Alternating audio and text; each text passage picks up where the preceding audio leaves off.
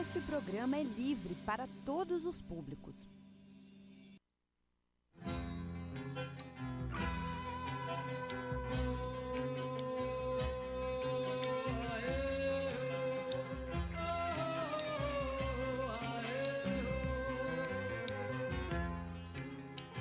Tenemos que seguir, compañero, miedo no hay.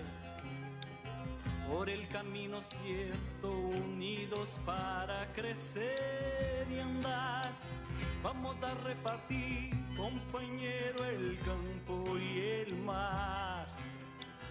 El pan, la vida, mi brazo, mi pecho. A todos e todas, está começando mais um programa Paralelo 30. Esse que é mais que um programa de rádio, é um espaço para debater e expressar opiniões e que tem o apoio cultural e fundamental da Aptafurg Sindicato, fazendo sempre mais que a sua parte. Aí hoje é 4 de abril, 11 horas e 3 minutos. Tá bem, estamos começando essa nossa aventura aí, agora do Paralelo 30, também pela Furg TV, já fazíamos pela rádio e agora estamos transmitindo ao vivo aí pelo canal da Furg também. Eu preciso pegar quais canais da Furg são, eu não sei. Ó, tá trabalhando aqui dentro, não sei daqui. Vamos ter que descobrir. Acho que é 15 na NET. NET é 15. A Blue, via cabo, eu não tenho certeza qual é. 7, tá aí, ó. A produção me informou. 7, então, da via cabo, Blue TV. E 15 da NET. Transmite, então, no mesmo horário. Pra ti que nos acompanha pela rádio aí, quiser ver as nossas carinhas, sintoniza aí na Furg TV ou na Blue, então. Canal 15 ou 7, que a gente tá por aqui. Vamos lá. Vamos começar esse programa. Temperatura em Rio Grande... 23,4 graus, sensação térmica de 21,4 é a informação da praticagem da Barra, tá? Agora pela manhã. Umidade relativa do ar 92%. Tá bem, tá fresquinho. Clima de outono, atacando os alérgicos pela manhã, eu sou um deles, tá bem? Então tá, a gente vai começando nosso programa. Vou dar bom dia para todos e todas que estão aqui na mesa comigo. Hoje a nossa pauta é primeira terça-feira do mês, a gente faz com o Centro de Referência em Direitos Humanos da Furg, o CRDH, tá? O nosso quadro de Direitos Humanos no Ar. E nessa edição aí o tema que eles escolheram trazer é o sistema prisional, combate à violência e os direitos humanos, tá? E a gente vai bater esse papo aí, tentar descobrir o porquê que esse tema é importante, como é que ele é trabalhado dentro do CRDH, e a gente vai aos pouquinhos conversar sobre esse combate à violência também aí, que é tão importante. Estão aqui na mesa comigo. Vamos ver aqui as minhas anotações. Se não esqueça os sobrenomes. Ianca Santos, do CRDH, representando aqui. Bom dia, galera. Olá. Tá o Gabriel Albuquerque, também do CRDH. Bom dia. Meu contato lá do CRDH, a gente combina as pautas aí. Tá o Otávio Correia, que é servidor técnico aqui da universidade, é isso, né? Bom dia, sim. Muito bem, valeu por estar aqui. E a Érica Xavier, tá aí. Nossa companheira de programa aqui também, que me acompanha aqui na mesa. E lá na operação das picapes está a Dequinha Santorum. Tá aí, dá teu oi. Bom dia. Bom dia, olá. Hoje trocamos nossos papéis aqui. Trocamos. Isso só, tá lá, Isso. controlando o áudio. E aí, nesse climinha que a gente vai começando então o nosso programa. Agradeço a vocês por estarem aqui. A gente... Vamos dar umas cortadas nas notas, né? Vamos anunciar alguma coisa? Não vamos anunciar nada? Eu acho que não, né? Hoje não. Acho que não. A gente está tentando dar uma diminuidinha também nos informes, porque a gente já faz um programa semanal aqui, né, do Paralelo, que é o Paralelo Atualidades, que tem justamente essa temática, né, que é trazer os informes da semana, trazer as notícias que foram mais importantes, as coisas que a gente acha que tem que chamar atenção e discutir aqui no programa. E aí, para não tomar muito espaço, né, das outras pautas que a gente traz, a gente está aos pouquinhos dando uma diminuída aí, tentando cortar um pouquinho esses informes que a gente faz no início do programa. Mas a gente começa com música, né? Vamos começar ouvindo a nossa, como sempre, aí, uma música no início do programa. A Deca selecionou pra gente hoje Titãs e Rita Lee com Televisão. A gente sai para escutar essa música aí dos Titãs com a Rita Lee e depois a gente já volta com o pessoal do CRDH aqui para começar o nosso bate-papo. Valeu, não sai daí.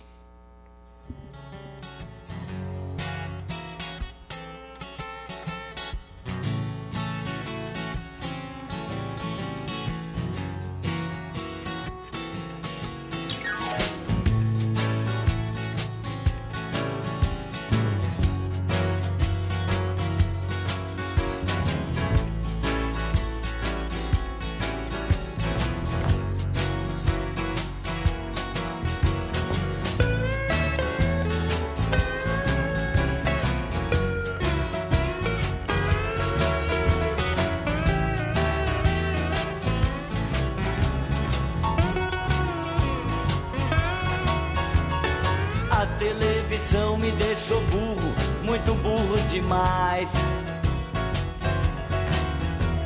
Agora todas as coisas que eu penso me parecem iguais. O sorvete me deixou gripado pelo resto da vida. E agora toda noite, quando deito, é boa noite, querida. O Crider fala pra mãe que eu nunca li no livro que um espirro fosse um vírus sem curar. Vê se me entende pelo menos uma vez, criatura. O Crider fala pra mãe. A mãe diz pra eu fazer alguma coisa, mas eu não faço nada. A luz do sol me incomoda, então deixo a cortina fechada. É que a televisão me deixou burra, muito burra demais. E agora vivo dentro dessa jaula junto dos animais. O Crider fala pra mãe Que tudo que a antena capta, meu coração captura. vê se me entende pelo menos uma vez, criatura. O Crider fala pra mãe.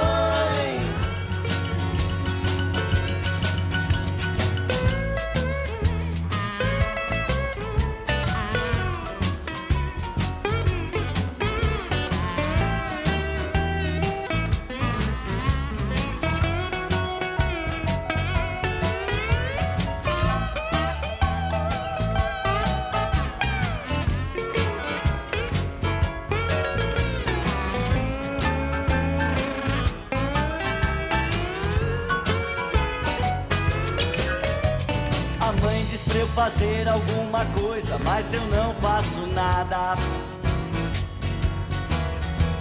A luz do sol me incomoda, então deixo a cortina fechada. É que a televisão me deixou burra, muito burra demais. E agora vivo dentro dessa jaula junto dos animais. Crider fala pra mãe que tudo que a antena capta, meu coração captura. Vê se me entende pelo menos uma vez, criatura. O Crider fala pra mãe.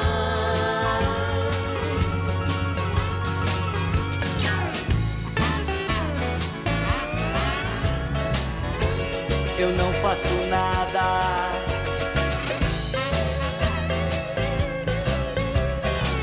Deixo a cortina fechada.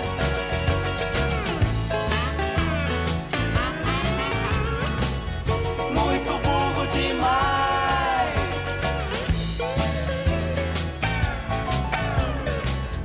Muito burro demais.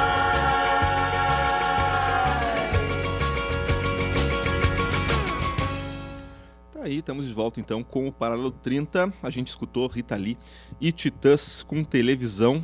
Muito boa música, tá bem, boa crítica dos Titãs. Bem legal, continua bastante moderna essa crítica deles, né? Contemporânea. Vamos lá, gente, vamos lá. Apresentando aqui, tá todo mundo, na verdade. Eu ainda tô meio sem jeito aqui, ó. Eu tô apresentando, tô me vendo ali na TV, ali no canto. Vou desligar a TV. Desliga isso aí. Ainda tá estranho aqui. A gente se esconde aqui atrás da térmica de café aqui, ó. Não tem problema. Ah, o menino tinha pedido pra tirar, hein? Vou tirar. Coisa feia isso tá aí. Aqui, tirei. Não vamos atrapalhar o trabalho do cinegrafista, Rafael Viana. Logo já escondi a térmica. Mas isso a gente vai se adaptando, né? Com certeza, com certeza. Vai mudando a dinâmica. E é importante que o pessoal da equipe, a gente falou ontem, fala de novo, total parabéns para a equipe toda. né, que está com um baita profissionalismo trabalhando aí nessa transição, né, de estúdio. Mas o perfil continua o mesmo, é programa de rádio televisionado, né? É interessante que as pessoas podem ver também o que está rolando aqui. Mas aí aos pouquinhos a gente vai se adaptando. Gesticulando, rindo aí, segue o bate-papo durante a música, no intervalo, né? Mas é interessante. É legal, assim, legal, é. Não, com certeza. Importante, né? Como a gente falou ontem, mais um espaço, né, Rafa? Mais um espaço, é isso aí. Então é isso. Paralelo Trinta ocupando, né? A gente vai ocupando aos pouquinhos. Agora estamos aí com a grade da FURG TV. De um mundo. Vamos um pouquinho de cada vez. Um pouquinho. Então tá, gente, vamos começar aqui o nosso bate-papo. Como eu já anunciei, nosso tema de hoje, do Direitos Humanos, a gente vai falar sobre o sistema prisional. Vamos falar sobre o combate à violência, vamos falar sobre o sistema carcerário, sobre o viés dos direitos humanos, tá? E quem traz esse tema para nós, então, é o Centro de Referência em Direitos Humanos da FURG. Eu vou começar abrindo, então, o espaço, não sei quem quer começar, o Gabriel ou o Ianca, pode ser o Gabriel, e a gente tentar trazer, assim, o porquê da escolha desse tema, tentar entender, claro, a gente entende, óbvio, aqui no paralelo, mas eu digo para os ouvintes que estão nos acompanhando saberem assim, qual é a intenção dos direitos humanos e do CRDH, enquanto centro de referência na FURG, né, de discutir esse tema aqui na rádio e trazer isso, né, aqui para a população. Claro, então, muito bom dia a todos os ouvintes. Bom dia. Né? Para começar, assim, quem acompanha o Paralelo e acompanha as ações do CRDH, esse ano a gente tentou buscar temas mais atuais. Então, a gente quer incomodar, a gente quer falar de coisa atual, né? Então, a gente sempre... Às vezes, alguns temas são mais vagos que outros, mas a gente tentou buscar o que tá se falando, o que está acontecendo, né? Acho que as pessoas, de modo geral, querem informação e tem muita informação errada, tem muita informação falsa aí. Então, a gente vai tentar conversar e construir junto uma ideia, assim, né? Do que está acontecendo. Então, sobre o tema, que é sistema prisional, privatizações, os massacres que aconteceram em 2016, né? Então, falando um pouco de tudo, assim, uma crise, que nem que se bota, né, que se fala do sistema prisional na atualidade, não aconteceu da noite para o dia, né? Com certeza. A gente tem dados que desde 98 já instituições internacionais, né, teve até o nome do artigo é O Brasil Atrás das Grades, de 98, já apontava tudo isso, superlotação, disseminação de doenças, né, a não ressocialização do encarcerado, né. Então, por aí vai, são dados que eu acho que de 60% a 70% das pessoas que estão encarceradas não têm a culpa adquirida ainda. Então, ainda estão com o processo em julgamento. Né? Então, tu imagina, a crise é porque se tem gente que talvez nem pudesse estar lá, vai ser comprovada a inocência ou não, né? Mas a pessoa está lá presa e às vezes já cumpriu a pena e está lá e não teve a culpa adquirida. É esse tipo de coisa que a gente quer chamar a atenção. Porque muitas vezes na mídia a gente vê as pessoas se matando dentro de um presídio e não causa empatia. Não causa. Porque as pessoas vão ver, isso era um assassino, isso era um ladrão, era um estuprador. Mas na verdade tem gente que não tá assim lá. Sim. E que vai sair assim. Vai sair um assassino, vai sair um criminoso mais perigoso para a sociedade, né? Sim. Só te interrompendo, pesquisas apontam que 30% das pessoas que estão ali dentro é por tráfico de drogas ou crime contra a propriedade. Isso. E nem não é, a maioria não é homicídio, estuprador, que é o que as pessoas pensam. Daí quando acontecem esses massacres, eles logo pensam nesses crimes mais, digamos, mais horríveis, assim. E na verdade não, na verdade é por tráfico de drogas. E também, tipo, eles prendem as pessoas, às vezes nem é traficante, é usuário ou uma pessoa que está tentando ganhar vida da maneira... Está tentando sobreviver. Para sobreviver, assim. E é sempre aquelas mesmas pessoas estereotipadas, que é o homem negro, na faixa de 15 a 24 anos, que é as condições que ele encontrou, é o meio que ele vive, entendeu? Só reforçando o que ela falou, 61,6%, um dado do IBGE de 2010, 61,6% das pessoas presas são negras. Sim. Então... Isso é um dado histórico, né? Claro. Isso é um dado histórico, porque realmente, assim, até deixa eu tocar num ponto antes que eu me esqueça. Tu tocasse numa palavra que eu acho muito importante para essa discussão, não só nesse âmbito do combate à violência e do sistema prisional, mas dos direitos humanos como um todo, que é falta de empatia. Tá? A gente sofre no país, no Brasil não, né? Sofre no mundo, tá?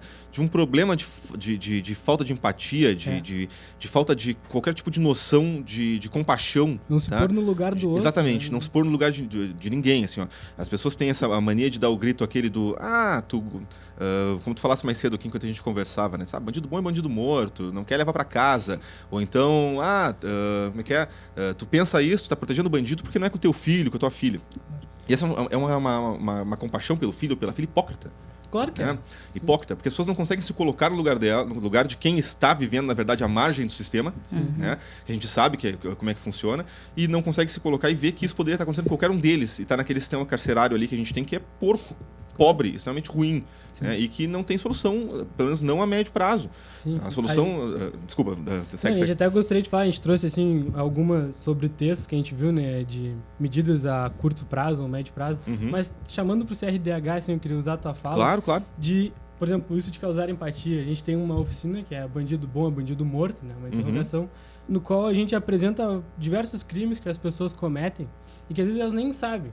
Talvez para a sociedade, hoje, assim, aquilo não é um crime, tipo, beleza que ele cometeu esse tipo de crime, né? Não vai ser julgado, né? Por exemplo, não prestar socorro a uma vítima, alguma coisa do tipo, assim, né? Por exemplo, uma dos crimes que a gente apresenta, assim, que é unânime, que as pessoas botam como não configurando um crime, é a pessoa, por exemplo, é assaltada, e o assaltante sai correndo com a bolsa, por exemplo, da vítima, se fosse uma mulher, no caso.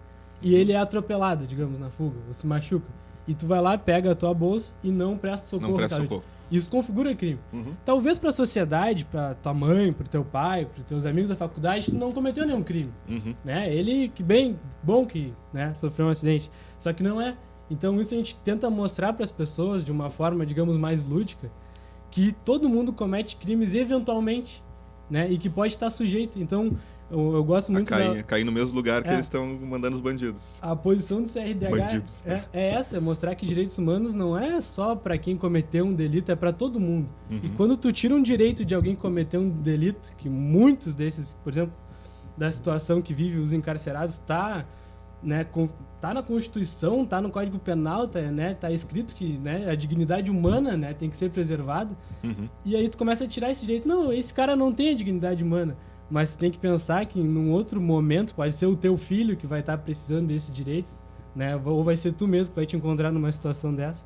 Então é isso que o CRDH tenta mostrar para as pessoas. Pensa um pouquinho, tu vai tirar o direito desse, digamos, desse criminoso, né? E numa hora tu pode estar ali, pode ser um familiar e tu vai querer que ele tenha um mínimo de decência quando ele estiver cumprindo a pena dele. Não, até desculpa interromper, né? Mas tu, né, coloca essa questão do, tu tem que pensar, um dia vai ser tu, um dia vai ser teu filho, né?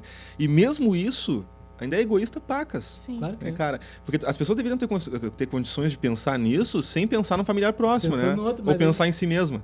Né? É verdade. Deveria ter condições de pensar assim, tipo, é o fulano ali, eu não conheço ele, mas... Mas é um ser humano. Mas é uma pessoa, exatamente, né? Um ser humano, falasse tudo. E a sociedade hoje ela não tem essa capacidade, né? Quer dizer, não tem essa capacidade, não, ela tem essa dificuldade de conseguir enxergar o ser humano em outro próximo qualquer, nem tão próximo, mas... Né? Isso é o que, na realidade, apresenta a maior parte da dificuldade que a gente tem em desenvolver a educação de direitos humanos no país. Né? E direitos humanos é uma coisa que a gente tem que desenvolver com a educação, né? Porque se a gente não se educar, não conseguir educar a população, a sociedade em geral, para ela mudar como um todo e a sociedade se tornar uma sociedade de direitos humanos, não adianta a gente melhorar o sistema carcerário, não adianta a gente só melhorar as escolas ou só melhorar... Porque as pessoas vão continuar com a mesma mentalidade, vão continuar aplicando o mesmo tipo de julgamento moral, o mesmo tipo de pré-julgamento, né? E vão continuar encarcerando as pessoas, né? Filosoficamente falando, o tempo inteiro. A gente precisa mudar a sociedade, na verdade, né? Claro, é. Fala, por favor. Não só para trazer essa questão da empatia, assim, a professora Vera Regina Andrade, que é uma das maiores criminólogas do Brasil, sempre se fala que ela fazia um experimento com os alunos no início do ano, que ela trazia um jarro de vidro e aí ela perguntava quem aqui é criminoso, né? E aí as pessoas, obviamente, né, da Universidade Federal, ninguém levantava e falava que era criminoso ou não. Aí ela falava para fazerem, colocarem um papel no jarro, ela levava o jarro todas as aulas, para colocarem um papel toda vez que tivessem cometido algum crime. né, que é um estudo de autorreportação, que chama em criminologia. Tá, legal. Então, toda vez que um aluno cometesse um crime, ele falava que crime ele tinha cometido, a ação que ele tinha feito, colocava no papel e no jarro. E aí, no final do semestre, eles liam todos, né, sem identificação, mas viam os crimes que tinham sido cometidos pelas pessoas da própria turma, assim. E aí, no final do semestre, o jarro estava cheio, né? Claro. Porque desde dirigir embriagado até pequenos furtos ou coisas do tipo, né? Porque tem muito tipo penal, muita coisa que é criminalizada. Claro. Só que o que é perseguido, né? E aí a gente tem que fazer esse recorte de classe e de raça no Brasil. Assim. Perfeito. O que é perseguido, né, criminalmente? São os crimes das classes inferiores, para além do dano que isso vai provocar à sociedade. Que a gente... E aí a gente tem que pensar qual é o interesse que vem por trás disso, né? Perfeito. De controle dessas camadas despossuídas da sociedade. O porquê que a gente persegue essas populações que já não têm voz, né? Tem um autor, o Max Rollin, que ele faz trabalhos com policiais. Eles falam que a violência nessas comunidades elas são maiores porque são pessoas que elas têm tão pouca voz que manifestações não vão ser ouvidas, né? A gente tem passeatas quando alguém tem um homicídio em pessoas da classe média alta, tem uma grande repercussão na mídia, aumenta o policiamento, tem toda uma mudança de política de segurança. Sim. Mas quando morre alguém pobre negro, né, que é quem sofre massacre na nossa sociedade, aí não se vê esse... Então, o Estado ele define muito bem quem pode e quem não pode ser morto, né, por segurança pública. Então, são questionamentos que a gente tem que colocar e aí ter empatia com essas pessoas nesse sentido, assim. Também são pessoas, elas já estão numa situação de exclusão e aí elas também são matáveis pelo Estado, né? E eu acho que isso é muito importante, assim, fazer sempre esse recorte de classe, principalmente, que é uma questão absolutamente relevante para o nosso sistema carcerário, assim. Eu até trago na minha dissertação de mestrado, quase 80% das pessoas aprisionadas no Brasil, elas não têm ensino médio completo. Das 50% não tem ensino fundamental. Tem uma porcentagem gigante de analfabetos, muito mais negros do que brancos. Sim. Então, tu tem uma seleção muito forte em camadas despossuídas da população, claro. Né? Que é o termo que usa na sociologia norte-americana, que é o underclass, né? Que é as pessoas que estão excluídas do mercado de trabalho e tem que, a partir do mercado informal, tem que se colocar, e aí o mercado, e aí as práticas criminosas é um jeito deles reproduzirem a vida dele para além do mercado formal de trabalho. Claro. Então esse recorte é muito importante mesmo. Ele está falando, né? A gente falar de sistema carcerário, não falar de drogas no Brasil hoje é impossível, assim. Sim, com certeza. 27% dos presos de uma população carcerária que está quase em 700 mil hoje, né? 27% dos presos é por crimes relacionados a drogas, né? Então, coloquem 600... Nem sempre tráfico, né? Sim, nem sempre tráfico. Mas coloquem... E aí que tem a questão da interpretação também, né? O tráfico ou não vai depender muito de quem está sendo julgado, né? Alguém fumando maconha num bairro nobre, ele provavelmente vai ser processado como usuário. Alguém fumando maconha num bairro pobre, ele provavelmente vai ser processado por tráfico, né? Quem está fazendo a ação é mais importante do que quem, onde, como está fazendo, é mais importante do que de fato está sendo feito, né? Então tem todo esse viés interpretativo, que o preconceito que é constitutivo da nossa sociedade, assim, né? A gente tem, e aí principalmente com o povo negro, né? E aí por isso a necessidade de todas essas políticas afirmativas de direitos humanos, que é para tentar diminuir essa violência que é cultural no Brasil, né? A gente falar que não tem racismo no Brasil é um absurdo. O sistema carcerário está aí para provar que tem, e tem uma perseguição, né? Até o Rapa fala, né? Todo Camburão tem um pouco de navio negreiro por um motivo, né? Porque são as populações e começa o aprisionamento no Brasil, o aprisionamento civil, para perseguir os negros libertos, né? Tu tem historicamente perseguidas essas populações. Sim.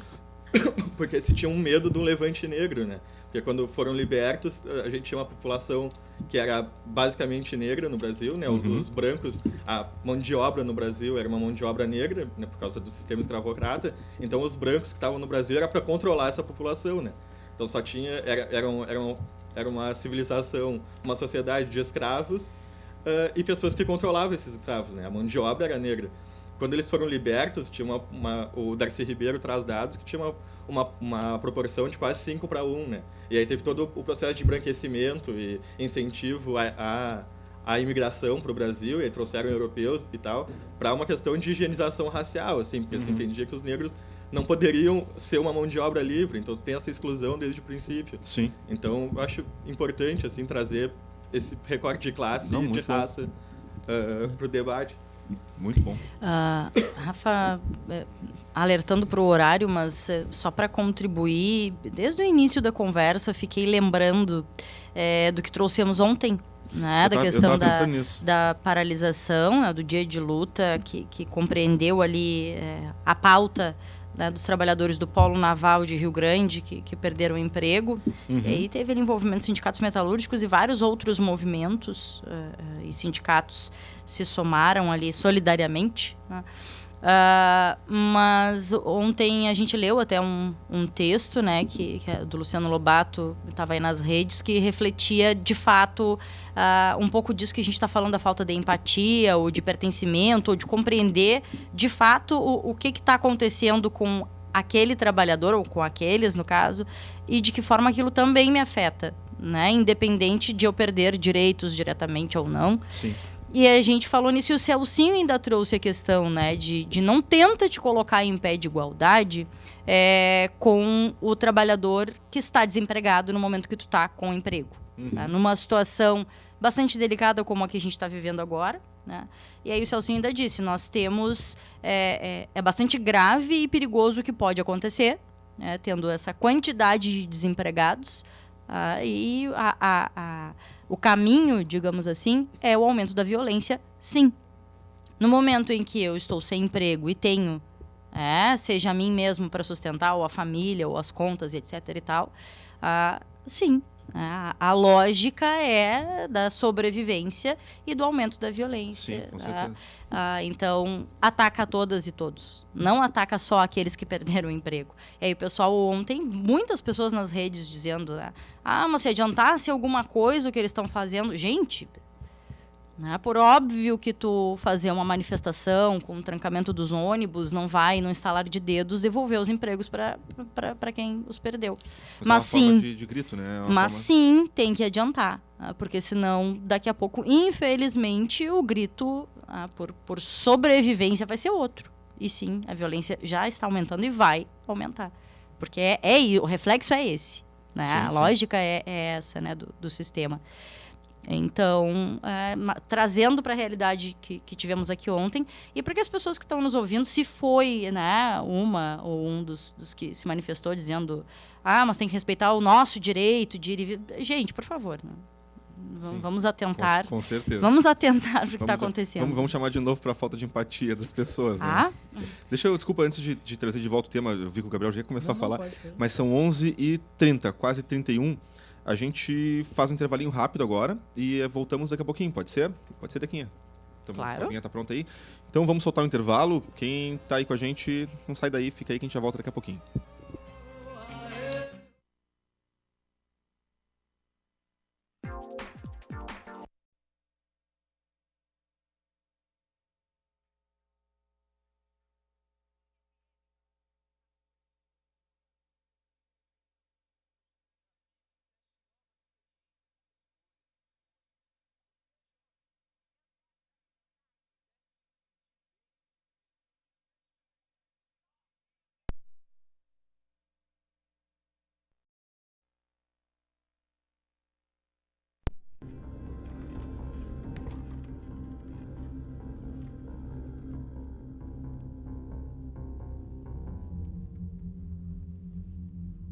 Good evening, Venerable Jorge.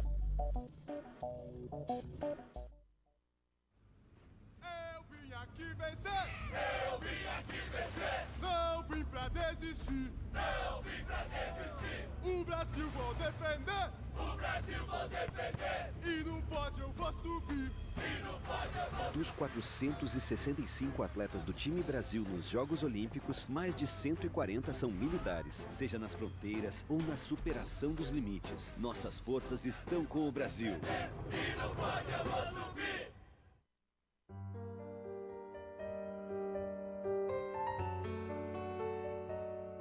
Todos nós vamos ficar velhos e não há problema nenhum nisso. Você não acha que nós merecemos ser respeitados quando ficarmos velhos? Então comece agora. Respeite e valorize os idosos. A FURG FM apresenta Paralelo 30, apoio cultural, Apta FURG Sindicato. Por el camino cierto, unidos. Tá aí, estamos de volta com o Paralelo 30. A gente tá conversando hoje com o CRDH, o Centro de Referência em Direitos Humanos da FURG. Estão aqui conosco a Ianca, o Gabriel, o Otávio e a Érica, que nos acompanha também. E a gente tá batendo um papo aí sobre direitos humanos e o sistema prisional, a questão da violência, do combate à violência. E estamos falando principalmente de empatia também. E a gente vai bater nesse papo, então. Olha aí, tô recebendo mensagem aqui, ó, em tempo real, de estudantes de direito da FURG aqui. Os caras estão se comunicando aqui, isso pelo Facebook. Já vou ler, Felipe. E a gente está de volta com o programa. Deixa eu ver aqui só. Não vou dar temperatura nada. 11h34 e a gente vai seguindo o programa. Não ouviu música no intervalo, né? Não? Não. Ah, então tá. Então beleza. Eu fiquei pensando que música que eu tinha que anunciar e qual era o nome da música. Nós vamos ouvir, mas é por isso que eu não lembro. Pra encerrar só. E vai ser Racionais. Mas tá é só bem, pra encerrar. tá bem. Tá muito bueno. Tá bom, vamos seguir então nosso papo aqui. A gente batia, falava. Quem é que quer seguir? Que ela tava falando antes do comercial. Um pouquinho mais pertinho do microfone. Que ela tava falando antes do comercial, pra pegar o gancho, assim, né, da manifestação do polo naval aqui. E aí, de novo, bater nisso, assim. Às vezes o problema criminal, ele tira o foco dos problemas reais que a gente tem na sociedade e do que realmente importa, né? Porque ao invés de passar problemas de corrupção e etc., que desestruturaram a cidade economicamente, assim, são muitos trabalhadores sem condição de sustentar sua família, mas parece que o importante é a pessoa que te rouba um celular, né? Então, a pessoa é punida severamente porque te roubou, te furtou um celular, por mais que sim, é uma situação traumática quando tu é assaltado, etc. É uma violência que tu passa, só que imagina a violência de um trabalhador, de uma trabalhadora que não consegue mais sustentar sua família porque alguém teve um problema de corrupção e mandaram 20, 30 mil pessoas embora, como foi aqui. Como é que o que tu prefere, né? Perder o teu sustento ou perder um celular ali? Se tu tem o teu trabalho ainda, tu consegue reproduzir tua vida, sustentar teus filhos, tu vai readquirir esse celular. Então a gente... É interessante tu apontar o foco, eu acho que é o grande problema criminal. Isso é usado politicamente, né? Tu coloca como se o problema é muito mais violento que tu perca o emprego por uma situação de corrupção que não tem nada a ver contigo, né? E tu não consiga mais pagar tuas contas, te sustentar teus filhos, do que te furtam o celular, né? Mas a raiva é focada pro ponto errado, né? Na minha opinião, né? Em vez de tu ter raiva do capital que te explora e te violenta todos os dias, tu vai ter raiva da pessoa que te furta um celular. Claro, ninguém gosta de ser roubado. Se eu for roubado, eu vou praguejar a pessoa que me roubou, porque é aquela coisa, todo mundo batalha para conseguir as coisas e não quer ser roubado. Mas parece que essa energia é mal canalizada. A gente tinha que Mas essa é uma coisa que as pessoas têm que entender, reais. Né? A gente, eu digo a gente, me incluo aqui, acho que todos nós, pessoas que defendem direitos humanos, quando a gente fala nessa questão de ter empatia ou de entender, é porque a gente tem que conseguir perceber a motivação, o porquê as coisas acontecem, né? É muito fácil tu pensar no final, né? Tu pensar assim, beleza, não, o cara furtou ali, ele cometeu um roubo, beleza, tá, vai ser preso, vai ser julgado, tá, tranquilo. É culpado, tá, vai cumprir a pena dele ali, vai passar pelo que precisa passar conforme a nossa legislação vigente. Só que a gente não, as pessoas têm dificuldade de parar para pensar no porquê que isso acontece. E que se a gente resolvesse o problema inicial, tu não teria que resolver o fim, né? O fim onde tu afunila, que é quando tu chega no sistema prisional, quando tu chega no sistema judiciário e tu tens aquele monte de processo, como o Gabriel falava antes ali, pessoas que estão esperando anos para serem julgadas. Cara, a gente chega de novo sempre no ponto único, tá? Como já dizia o Paulo Freire, que é a educação. O país não vai se reformular, tá? A revolução não vem pela educação como fim, mas vem através dela como meio. Se a gente não conseguir passar pela educação para ressocializar a sociedade, né, e acabar com esse nicho de sobrevivência que a gente tem aí, que estimula esse nicho de violência, estimula o nicho de drogas, a gente não vai conseguir resolver as outras pontas que a gente tem, como o sistema carcerário, que é um dos problemas que a gente sofre hoje. Só um recorte, eu acho que não claro. É por aí que a mesa estava falando, mas quando eu vejo assim esse tipo de crise, falta de emprego, né? A gente só pensa assim, a economia caiu, sei lá, 0 não sei quantos %. Aí todo mundo vê, que horror, sabe? Mas eu queria que nossos políticos e que nós mesmos nos dispuséssemos mais a conversar sobre desenvolvimento social, sabe? Que a sociedade se desenvolvesse de uma forma mais sustentável, mais inteligente, sabe? A gente vê a economia, vai crescer, sei lá, ou vai cair 0, não sei o que %. É um horror. É um monte de demissão. Mas e o desenvolvimento sustentável? A saúde dessa população, a saúde mental, a saúde física. Então, acho que é uma outra questão que isso leva também, sabe? A gente vê só a economia, que nem tu falou, do capital, dinheiro e coisa, e tu não vê a saúde dessa população, tu não vê desenvolvimento social. Às vezes tem um monte de indústria, um monte de empresa, empregos que seja, não gera desenvolvimento social, gera, assim, uma dependência. Aí dá por exemplo, esse tipo de operações aí, corrupção, né? Olha o que causa, né? Porque nós não temos desenvolvimento social. Nós não temos uma sociedade bem desenvolvida, inteligente, que vai resolver os seus problemas por si, né? Fica toda essa situação aí. Não sei se vocês querem trazer, a Érica estava conversando com a gente aqui no intervalo. Vamos trazer? Não? Te intimidasse agora? Ela trouxe pra gente aqui, a gente vai seguindo o papo, né? Enquanto toca música, enquanto vai intervalo e tal. E aí ela trouxe uma questão interessante, que é a das mulheres no sistema prisional, tá? Que com certeza já é uma população que tem um histórico de violência, tá? Muito grande. E quando a gente joga dentro do sistema prisional não preparado para o recebimento de mulheres, né? Tu não só não ressocializa, como tu violenta mais. Mas tu tinhas lido um texto, traz alguma coisa para nós, quem sabe? Não? Não, na verdade eu só perguntei a respeito das mães presas, das mães no cárcere. Não sei se fica a questão, porque a mulher já sofre toda a violência de ser mulher, ainda mais por estar presa, e etc. Não sei se você tem algum dado sobre isso. Não, até a gente acredito que foi uma falha nossa, a gente podia ter feito a gente foi pelo recorte social como um todo, assim, né, racial também. Mas o que eu vi muito é que faltam presídios bem adaptados e construídos pensando na mulher, né. Tipo, acho que até a questão da própria formação do agente carcerário, né, deve ser um grande déficit, ainda mais com mulher. Tu comentou, né, mulheres sendo tratadas como se fossem homens, né, porque aquela formação que eles têm, com que eles estão lidando, vai ser uma ala do presídio adaptada para receber mulheres, né? Acho que eu não tenho esses dados, eu desconheço qual é a situação do sistema prisional no país com relação ao índice de presídios femininos. Não sei quantos a gente tem, tá? E nem onde eles estão. Eu sei que já é uma dificuldade de construir presídio em qualquer lugar, porque ele depende de uma série de políticas, tá? E de relações administrativas, e a maior parte das cidades não quer presídios construídos nos seus arredores, porque isso baixa o valor de imóvel, baixa uma série de questões econômicas, né? E como a gente vive inteiramente por capital, é óbvio que ninguém quer, tá? Então já é dificultoso tu criar. O Zaffaroni, que é o autor argentino, quando começou a onda punitiva, assim, a partir do início da década de 90, ele escreve um artigo dizendo que isso ia chegar na América Latina e ia ser um caos, porque a gente não tem o orçamento dos países desenvolvidos.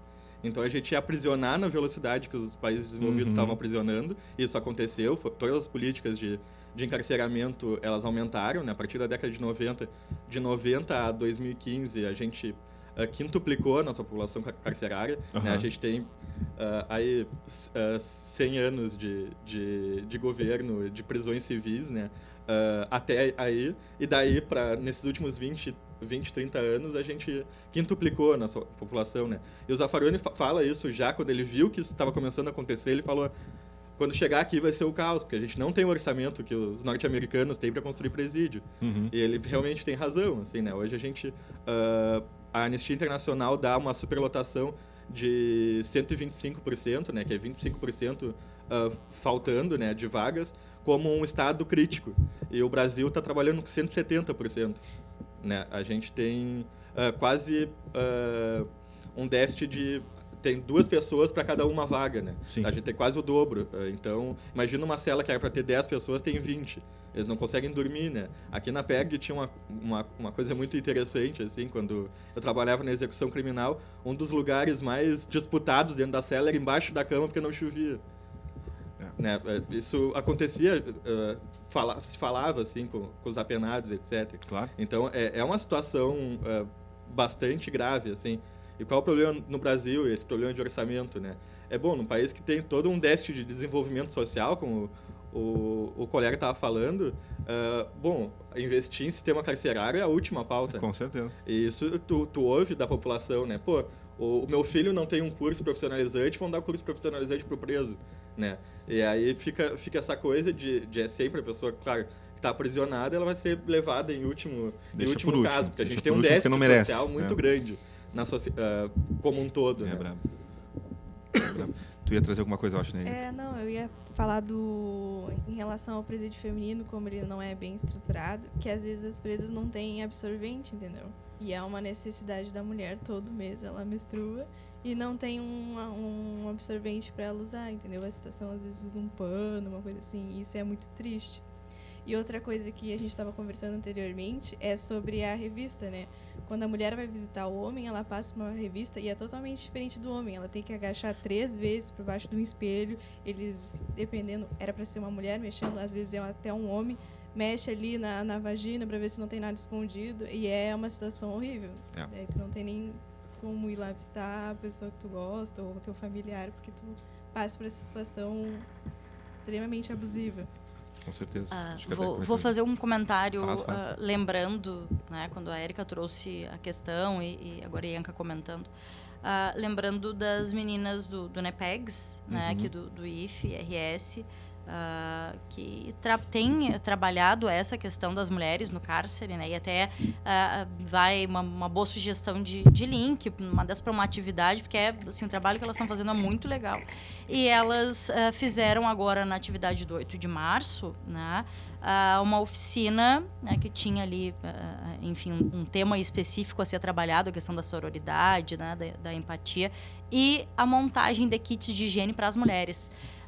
Né, que estão na PERG, justamente pensando nessa questão, né, enfim, da questão do absorvente, da higiene pessoal como um todo, porque de fato não tem, né, o sabonete, o shampoo, aí tem toda essa questão da mulher, nem todas, né, eu e a Érica, a gente tá aí de mulheres de cabelo mais curto, mas né, as mulheres...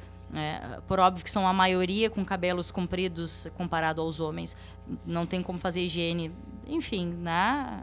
O mínimo que seria ali de respeito ao humano, de fato não tem como. E aí as meninas montaram vários kits, eu não lembro agora, não sei se a Érica lembra, não lembro agora o número, mas foi um número expressivo de kits de higiene, foram lá, entregaram no dia seguinte e foi bem legal, assim. Mas tem essa questão da violência a mais, né, na questão de gênero no momento do sistema carcerário. Trazer um comentário aqui, ó, do Felipe Monteiro aí, nosso amigo, também é estudante de Direito e faz conosco aí às sextas-feiras o Paralelo de cultura pop, cultura nerd também. E ele traz um comentário aqui, ó, ele fala que a questão dos presídios femininos exige uma preparação muito diferente, tá? As palavras dele aqui, ó. Muito diferente, assim como a Ianca falou, diz ele, ó. Não se trata só de higiene, mas de também ter obstetras, ginecologistas, creches e uma série de outros serviços que são necessários para a mulher, né? E que realmente não tem essa preparação. É como eu estava falando antes, é tratar a mulher como homem dentro do presídio. Não, né? Pior do que homem. Porque a Marcela e a Roberta ainda trouxeram, né, que fizeram um projeto até para a questão das aulas para as mulheres encarceradas, ou dos kits didáticos, material escolar, enfim, né, para preparar essas mulheres que quisessem estudar. E o que foi, enfim, respondido é que não teria estrutura no pavilhão das mulheres, melhor fazer esse tipo de atividade com os homens. A questão do acho que curso de corte e costura, não tenho bem certeza, mas as máquinas de costura foram para o pavilhão dos homens, porque, enfim, né, eles teriam mais interesse. Enfim, as respostas são várias. Sim. Mas, de fato, as mulheres, elas são tratadas como é o reflexo da sociedade em geral, sim, né? Sim. Com muito menos condições e sempre com as oportunidades após os homens. Primeiro para os homens, eles não querem. Bom, aí a gente vê se é possível oferecer para elas. E no sistema carcerário não foge, né, a regra da sociedade. Sim. Então O Felipe trouxe aqui também um pouquinho mais cedo um outro comentário com relação à privatização dos presídios. Tá? Não sei se vocês querem tocar nesse assunto, falar da questão da privatização, do problema que isso pode causar. Não sei se vocês são a favor ou contra a privatização de presídio. Estou colocando como um problema porque eu enxergo como um problema a privatização. Tu fica refém de corporações e de dinheiro movimentando o que influi ou não influi o sistema prisional. Né? Mas aí também vamos para o debate. Aí, se vocês quiserem tiver uma opinião diferente. Só o problema da privatização que eu acho é que tu dá o direito de uma empresa. Imagina um hotel que decide quando o hóspede vai sair. É basicamente isso, né? Porque quem é que está pagando a diária desse hóspede? É o Estado. E aí tem todo o problema, se discute de legislação, e quem é que vai gerenciar esses presos? É a empresa? Aí tu passa uma atividade que é fim do Estado, de polícia, para uma empresa privada gerenciar pessoas que são cidadãos, que estão lá encarcerados, e eles vão decidir sobre falta, sobre... Tu vai passar um poder jurisdicional para essas pessoas. Mas aí o que se fala no Brasil é que não, que aí seriam agentes do Estado dentro de uma penitenciária que seria privatizada. Mas igual, né? Aí tu vai ter essa disputa de poder e aí tu entra com interesse econômico e aí, se a gente já tem uma inflação com presídio estatal, né? Imagina, nos Estados Unidos, a partir da privatização, e aí é uma coisa que... Eu não entendo, sinceramente, assim, é absolutamente irracional e populista o jeito que se trata a segurança pública no Brasil, assim. Isso está sendo abandonado nos Estados Unidos, que foi o grande pioneiro da privatização dos presídios. Né? Foi o precursor. E aqui, agora, quando eles estão abandonando isso, porque viram que não dá certo, o Brasil começa a querer engatinhar nesse sentido. Talvez porque as corporações estão sendo expulsas de lá e vê no Brasil um mercado muito fértil para isso. Até acredito que vão ser as mesmas que vão vir. Sim. Vai vir uma multinacional de segurança pública, né? Os Estados Unidos, ele encarcerou tanto que o sistema prisional norte-americano chegou a ser o terceiro maior empregador do país. Né? Tu imagina o quanto isso move de economia, né? Sim. Fala. Não, é só uma informação. Não, eu vi uma lista que tem no mínimo 4 presídios a 3 presídios dos Estados Unidos que estão no ranking dos 10 piores presídios do mundo. E eu vi as imagens, a situação é horrível, assim. Parece que é pior aqui do Brasil, porque os presos são vistos assim como tu disse, como mercadoria, assim, é alguém que vai me dar lucro. Então, quanto mais eu tiver, melhor para mim, assim, mais dinheiro para mim.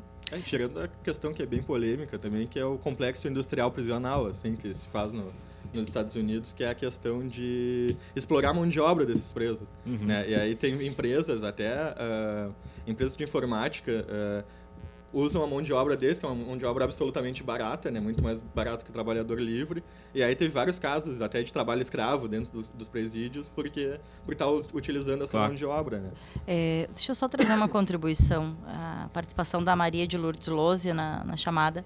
Ela diz, no Rio Grande do Sul tem 2 presídios femininos e havia o compromisso do governo do estado anterior à construção de um aqui em Rio Grande. Só para contribuir com o que a gente falava antes da questão das mulheres. Duvidamos que será feito neste governo. Não, há uma conversa já acho que já bem avançada, não sei se de fato será concretizada, mas da construção de um presídio aqui, né, mas com iniciativa privada. Sim. Porque essa é a lógica, né, do governo atual do Estado. Eu tenho medo da privatização da segurança, como fala, serviço fim, né, do que seria do Estado, que é a questão da segurança, porque a gente já tem um problema gigantesco no Brasil como um todo de corrupção. né? Acho que o Felipe, acho que foi ele que colocou mais cedo aqui também num trechinho da conversa comigo, e isso realmente é preocupante, porque tu fica refém de um sistema onde tu vai poder começar a criar um mercado com o judiciário. Já existe, né? Só que informalmente. A gente já tem dentro do judiciário um mercado de suborno e de corrupção, tá? E que é muito preocupante, óbvio, só que ele ainda se esconde. No momento que tu tiver um sistema de segurança privatizado, tu vai começar a ter um mercado que já deixa de ser informal, assim, com o judiciário, para superlotar mais, porque quanto mais tu prende, mais tu rende, e mais a empresa que está gerenciando o presídio vai receber, né? Porque ela recebe pro preso. Tem toda a questão do lobby com aumento de pena, né? Porque para que prisão vai? Porque se a pena por furto ela te dá 2 anos, ela aumenta para 4, bom, tu tem 4 anos a mais de hospedagem para ganhar do Estado. Exatamente. Então tu tem todo um lobby dessas empresas com políticos para aumentar a pena, por quê? Porque vai aumentar o lucro dela. Exatamente. Então tu tem o interesse que as pessoas fiquem presas por mais tempo, para além de se vai socializar, se vai... Por que vai fazer, né? Por que essa pessoa está presa? O interessante é que ela se mantenha. E a redução da maioridade penal entra nessa lógica também. Sim. Claro, com certeza. Não entra. Com certeza. Então vamos reduzir a idade para o encarceramento, porque, enfim, tu aumenta o número de hospedagem, né? Tu usou ainda disse não, que termo, né? Bom. Mas é. Não, mas né? Ironicamente é um termo que tu aumenta o espectro, né, de atuação, na verdade, da legislação para tu jogar dentro do presídio, né, tu encarcerar. Só retomando o que tu falou do cenário internacional, assim, comparando com o Brasil, a Alemanha e a Espanha, acho que foram os dois que tinham aprovado a redução da maioridade penal e voltaram atrás, né? E a gente tá discutindo como se fosse adiantar muito, né? Cara, é só tu olhar pra fora, cara. Olha o que tá acontecendo. Isso aí, a maior parte das pessoas com um discurso um pouco mais à direita, quando eu converso com relação a isso, a questão da redução da maioridade penal, sempre me vem com essa da Alemanha.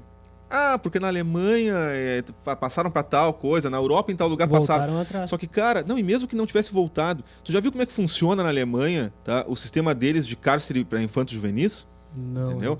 Cara, é 1000 vezes mais desenvolvido do que o nosso aqui. Com certeza. Tá? Lá uma criança, tanto faz, um adolescente, ele comete um crime e ele vai ser penalizado, tudo bem, ele vai ser penalizado. Só que ele vai realmente ter um sistema de educação.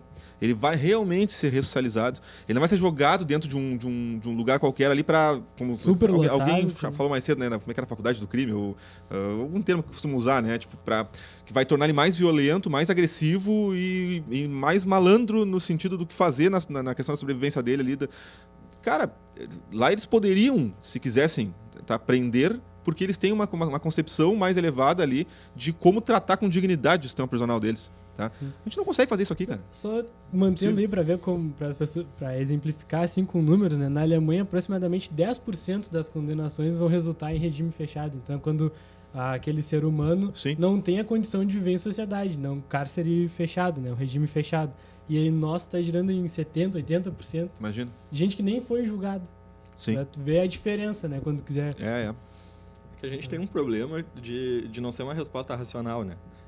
Não é aí que tá, que é o problema do populismo mesmo, né? Que o Estado vai abandonando áreas-chave, áreas que teriam poder político, e aí a violência ganha esse foco, porque é alguma coisa que eles ainda podem fazer, né? Uhum. Então, todo político quer falar que foi o cara que fez a lei que aumentou, que prendeu mais gente, que puniu o fulano, que acabou com o tráfico. Mas a guerra às drogas mesmo é uma guerra falida, que está aí há 20, 30 anos e está começando a abandonar, os países desenvolvidos estão começando a abandonar, legalizar, regulamentar o uso de drogas, porque é uma guerra que se perdeu. Sim. Todo mundo perdeu globalmente. Teve uma guerra global contra as drogas e todo mundo perdeu. Não teve um país que conseguiu acabar com o tráfico de drogas no mundo. Não tem um exemplo que tenha vencido a guerra às drogas. As pessoas usam drogas, as pessoas comercializam drogas e só gera mais violência, né? Então não é uma resposta racional. Diminuir a maioridade penal não é uma resposta racional para solucionar a violência. A prisão não é uma resposta racional para diminuir a violência. Desde os anos 70, não lembro agora, tem um criminólogo que escreveu um artigo que ficou muito famoso nos anos 70, que é o Nada Dá Certo, porque ele falava, e aí num auge econômico nos Estados Unidos, né, que nada dava certo, assim, eles tinham prisões adequadas, só que com só a prisão no regime fechado, né, prisões com saneamento, com tudo direitinho, só que as pessoas não se ressocializavam também. Aí teve todo um trabalho de criminologia para ver, bom, tu não consegue incluir alguém excluindo essa pessoa da sociedade, não é desse jeito que tu vai fazer. Claro. É bom, eu quero que essa pessoa que não se dá bem com a gente, se dê bem com a gente, vai fazer o quê? Vai trancar ela numa sala longe para depois botar ela com a gente de novo. Bom, ela vai... Isso não faz nenhum sentido, não faz, né? Não é racional isso. E aí teve um abandono, o sistema europeu é muito baseado nisso, por isso que tu falou até menos de 10%, por quê? Porque é mais fácil tu integrar ele com as pessoas do que tu excluir para querer integrar depoes, né? Só vai aumentar um processo violento que ele tem nessa... Tem outras políticas penais que podiam ser aplicadas, né? Sim. Que não o encarceramento deveria ser um último recurso realmente, porque só para quando a pessoa não tem condições... Alguém que não tivesse, na suposta não ter condições Sim. de viver realmente em sociedade. Porque tu tens uma série de políticas que tu pode aplicar para ressocialização e educação, né, social da pessoa que está com dificuldade de viver, né, junto com os outros ali, que é justamente para esses crimes menores, né, como a gente estava comentando. Tu desinche o sistema prisional, não tem porque tu prender o cara que roubou uma maçã na feira, entendeu? Tipo, e acontece. Sim, acontece muito, tô falando porque acontece, né? Tipo, a maior parte que a gente tem são crimes que poderiam ser considerados de menor potencial ofensivo e não são, muitas vezes, né? E eu tô escutando a trilha. Tô escutando 11h58. Tu tá ouvindo Racionais MCs? Tô ouvindo. Com Marighella. Tô escutando. Gente, estamos encaminhando pro final. Vamos ter que ir fechando o tema aí. Se encaminhar pra despedida. Aí, não sei se vocês querem dar um fechamento aí nos trabalhos. Da parte do CRDH só, né? Falando de novo do modelo que a gente assumiu, o próximo programa desse mês vai ser esse mesmo tema, mas com abordagens diferentes, com pessoas que, assim como o Otávio, vão buscar mais falar sobre a região aqui, como funciona. Tá, com líderes da comunidade, pessoas que trabalham nesse tipo de processo. Então, até o próximo programa, pra gente fechar esse assunto e tentar informar o máximo possível e fazer com que as pessoas, a partir de agora, consigam ver as notícias e conseguir discernir o que é verdade e o que não é. E se interessar, né? Ver se consegue mudar um pouco essa nossa realidade difícil. Legal. Isso aí, obrigado. Muito bem. Quer dar um tchau também? Não? Tá todo mundo meio intimidado com a câmera ainda aí. Otávio também quer dar um só agradecer pelo espaço. E é isso. Tu quer dar um tchau também? Não? Eu que agradeço, gente, aqui em nome do Paralelo 30. Obrigado por vocês terem vindo. Obrigado ao CRDH, que é nosso parceiraço aí, sempre faz esses programas aí 2 vezes por mês com a gente aqui na rádio, agora também na TV. E agradeço ao Otávio por ter vindo participar também aí, trouxe ótimas informações. Tu é mestrando... Eu sou mestre em Direito. Pela FURG, Direito e Justiça Social. Que legal, pô, tá aí, que legal. A minha dissertação foi sobre criminalização da pobreza, então... Pô, aí. O tema tá fresco aí. Tá fresquinho ainda, que maravilha, Pegou o contato dele. Vamos retornar para conversar mais com a gente aí também. E agradeço, valeu por ter vindo. Gente, vamos ficando por aqui. Vamos terminando o Paralelo 30. Amanhã a gente volta. Amanhã é quarta-feira. Não me lembro o que tem amanhã, mas vocês vão descobrir pelo Facebook. Não me lembro, tô esquecido. A gente descobre depois o que vai rolar amanhã. E a gente vai ficando por aqui, são 12:00. Obrigado por ter nos acompanhado aí pela FURG TV e pela FURG FM. Amanhã a gente tá de volta. Tchau, tchau. Esquinas revela a sina de um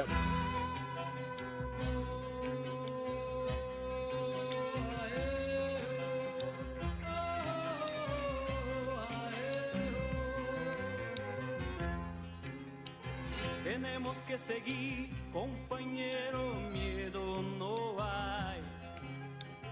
Por el camino cierto, unidos para crecer.